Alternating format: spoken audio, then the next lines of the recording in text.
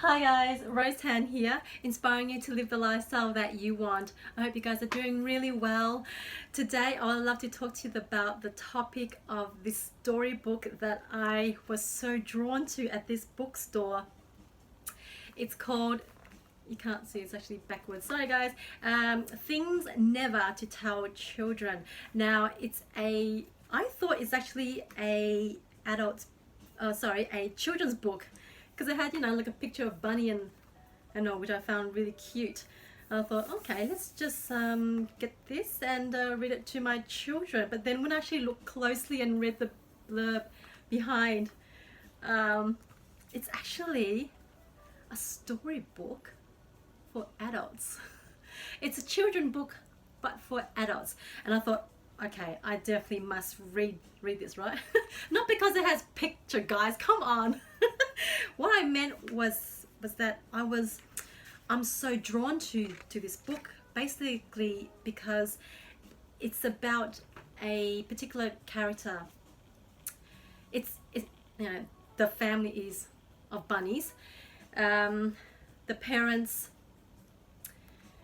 of the bunny, you know, prepped and nurtured the bunny to grow up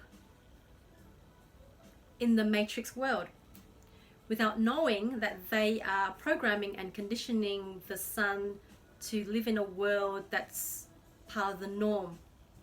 And really it is the norm, but really the norm is basically the conditioned matrix worlds within the rat race. You just feel stuck. You're not living your life to its full potential and purpose. You are just like a mindless robot person where you just so you're not that creative being that you need to be. You're not, basically you're just stuck in prison, right? You just created this prison that you actually don't know subconsciously that you're just so stuck.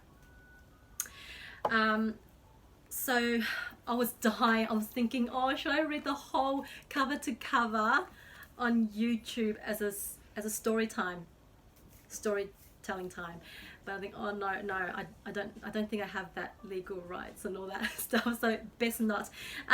It's actually published in London, and it's from the School of Life, and I'm not affiliated with them. I'm not promoting it. I'm just stating that this storybook has really captured my attention at a glance and at a distance. I was just so intrigued on how it's actually designed. It's just so clever that you know, it's just so, it's basically telling the story of this bunny growing up within the part of the norm.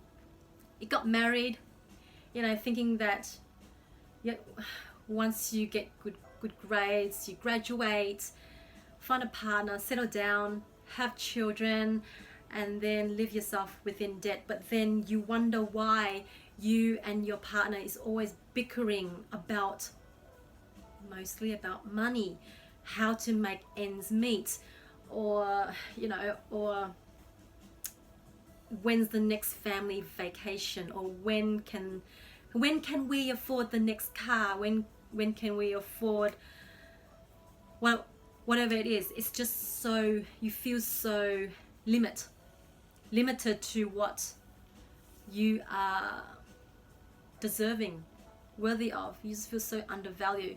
And this is why, you know, most of the heart attacks that you see gets reported, that they actually report it in, it's at 9 to 10 a.m. on a Monday. That's really scary. And I immediately thought, wow, this conditioning, programming and society expectation, it's really toxic. It's really oh my god, when I just say it out loud, I just feel like, ugh, my energy is just so drained. Like, I'm just feeling exhausted. But getting back to this book, what I love about it, you know, growing up thinking that it's a part of the norm, and then after we feel that, you know, the husband and wife live their day to day, and then they don't know themselves that they are actually programming and conditioning their own children as well. They're just unaware of the damage that they are doing, and they're just stuck within the comfort zone, like they're part of the matrix world, like they're living with so much pain, struggles, illness, suffering, trauma. We are just unaware that we are passing all this illness within our mind to our beautiful innocent minded children. Like they're just so innocent, and they're, you know, what we feel and do, what we say, they sense it all. They soak it up. They are like fish to water. They are like sponge to water. They sense it, even though they may not express it verbally, or may not show it.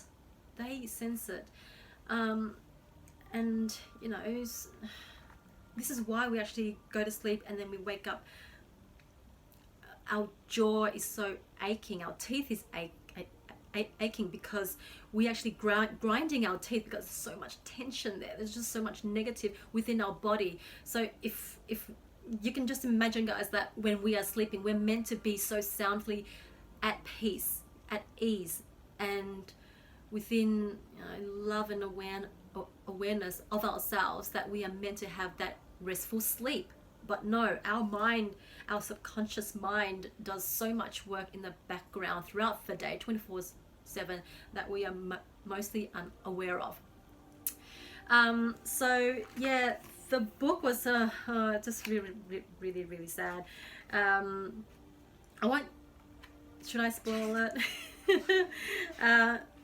Switch this video off if you don't want to have a spoiler.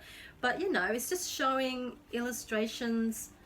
You know, like here we go, the two bunnies, they're in bed after they put the children to sleep, and it says, you know, after a day at the family vacation, that they managed to, you know, save up and thinking that they can actually work out their marriage problems by going on a vacation. At the breakfast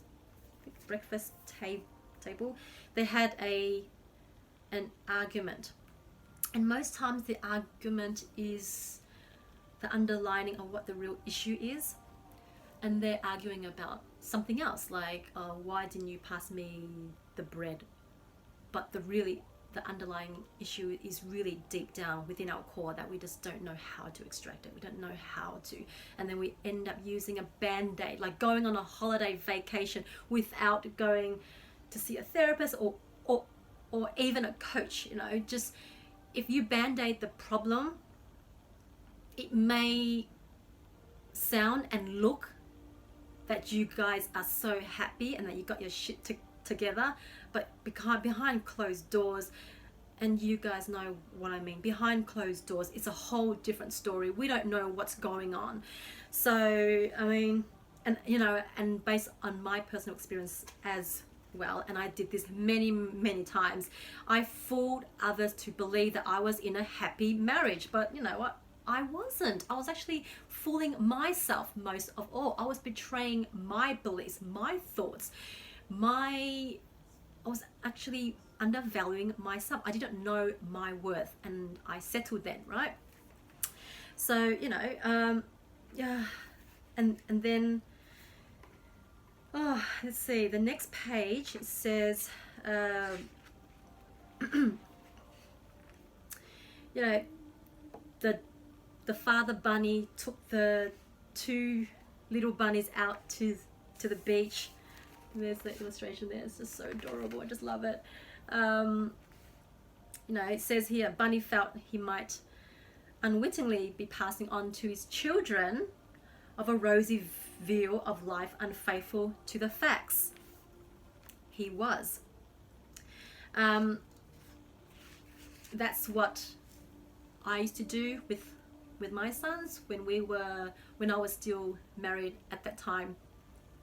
And I thought, oh, let's just take the children to the park, let them run off, get all muddy and dirty in the sand pit, whatever it is.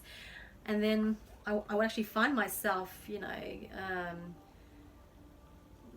giving unpleasant remarks and comments to my husband then, and he'd do the same. You know, it was just bickering over small pettiness things, but the underlying issue was that we were just growing apart, right? We were just growing apart.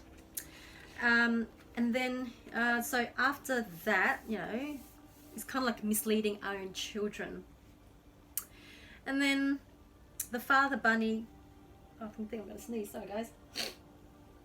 Oh, sorry. Father bunny felt a ache behind his ear, and the wife laughed about it. The doctor says he only has 3 months left. All right, guys. And then sad ending. I won't continue there. The moral of the story is that, you know, you're just so, just think of it, 20, 30 years of your life spent being conditioned, programmed, being pounded with all these unnecessary ideas and thoughts and beliefs that we have to comply, and conditioning our thoughts, our beliefs to follow what we were thought was best.